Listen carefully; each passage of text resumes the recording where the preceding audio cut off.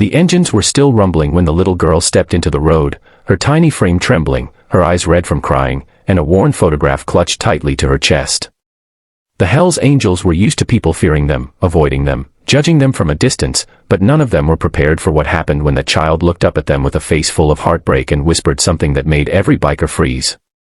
In that single moment, a dangerous-looking group of men realized they were facing something far heavier than they had ever carried on two wheels, the weight of a child's desperation. If you believe in kindness, humanity, and second chances, make sure to like, comment, share, and subscribe right now. Stories like this are meant to be heard. The day had started like any other ride. The Hell's Angels chapter had gathered outside a small town to stretch their legs, check their bikes, and cool off from the summer heat. Laughter echoed across the road as leather vests and tattoos gleamed under the sun. They were a feared presence, a wall of muscle and rumbling engines, and most people kept their distance. But then the girl appeared, no more than 6, wearing an oversized sweater with a hole in the sleeve, stepping out from between parked cars as if drawn by the sound of their machines. She didn't run or hide, she walked straight toward them with trembling courage, tears streaking her cheeks. She stopped in front of the chapter leader, a heavily tattooed man known to everyone simply as Bear. He had seen violence, loss, betrayal, yet nothing unsettled him like the sight of this child staring up at him as if he were her last hope. In her hand, she held the photograph of a smiling young woman. Bear knelt, expecting her to ask for directions or maybe help with something small.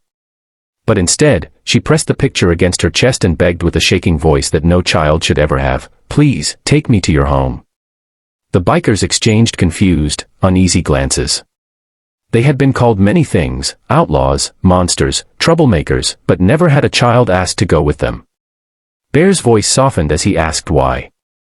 The girl's eyes spilled over again as she explained that the woman in the photograph was her mother. She hadn't seen her in days. And the last thing she remembered was her mother whispering that if anything ever happened, if she ever felt scared, she should look for the men with the big motorcycles and the angel wings on their jackets, because they would help her. That single sentence hit the bikers harder than any fistfight ever could. Bear gently asked her name.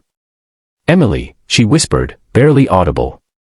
Her story unfolded slowly, painfully. Her mother had been struggling, working 2 jobs, running from an abusive ex who always seemed to find them again. They had moved from one small town to another, always afraid. A few days ago, Emily woke up alone. No note. No explanation. Only silence. For 2 nights she had slept on porches and behind shops, clutching the picture, hoping her mother would come back. She didn't trust the police. She didn't trust strangers. But her mother had once told her a story, how a group of bikers helped her when she was young and homeless, how they protected her when no one else would. She told Emily, "If you ever need real help, find the angels." And somehow, Emily had found them. The bikers were tough men, hardened by life, their reputations carved in fear and steel. But that moment cracked something deep inside them. Bear picked up the little girl gently, settling her onto his bike. She didn't flinch, she simply held onto the picture, as if it were the last piece of her mother left in the world. The entire chapter roared their engines to life, forming a protective circle around her. They weren't riding for themselves anymore, they were riding for a child who had no one else. They took Emily to their clubhouse, a place people whispered about with fear. But inside, the atmosphere changed completely. Men who rarely smiled suddenly softened. They brought her food, warm clothes, a blanket. They made her feel safe, something she had been deprived of for too long. For the first time in days, she slept without tears. The bikers split into teams. Some rode out searching every motel, alley, shelter, and abandoned building in the area. Others talked to people who knew how to find answers that were never written in official reports. Bear stayed behind to watch over Emily, growing more protective by the hour. As the search grew deeper, the town began to talk. But instead of fear, something else spread, a quiet respect. People who once avoided the angels now saw them knocking on doors, checking security footage, asking questions with a fierce determination that only comes from loyalty, not law. 3 days later, everything changed. One of the riders burst into the clubhouse with urgent news. They had found Emily's mother. She was alive, but barely. She had been hiding in an abandoned trailer on the outskirts of town, injured and dehydrated after trying to escape her violent ex.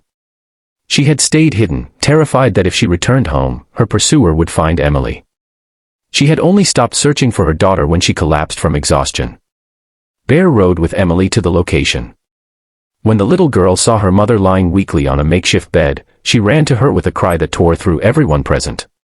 Her mother broke down too, apologizing, holding her daughter so tightly it looked like she feared she would vanish again. The bikers stood back, watching, every one of them fighting to keep their emotions in check. But the story didn't end there. The ex tried to return. He arrived looking for the mother, angry, violent, ready to drag her back into the nightmare she had barely escaped. What he didn't know was that between him and the terrified woman stood a wall of leather jackets with patches that read, "Hell's Angels." The bikers made it very clear that neither Emily nor her mother would ever be harmed again. The men left in handcuffs after the police arrived, thanks to evidence the angels had quietly gathered during their search. The town, once judgmental of the bikers, now saw them for what they truly were, guardians of the forgotten, the lost, the broken.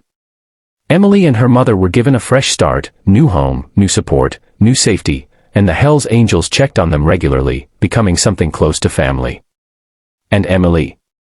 She grew up believing in strength, in hope, and in the unexpected heroes who rode steel monsters but carried hearts big enough to save her world. If this story touched your heart, please like, share, comment, and subscribe.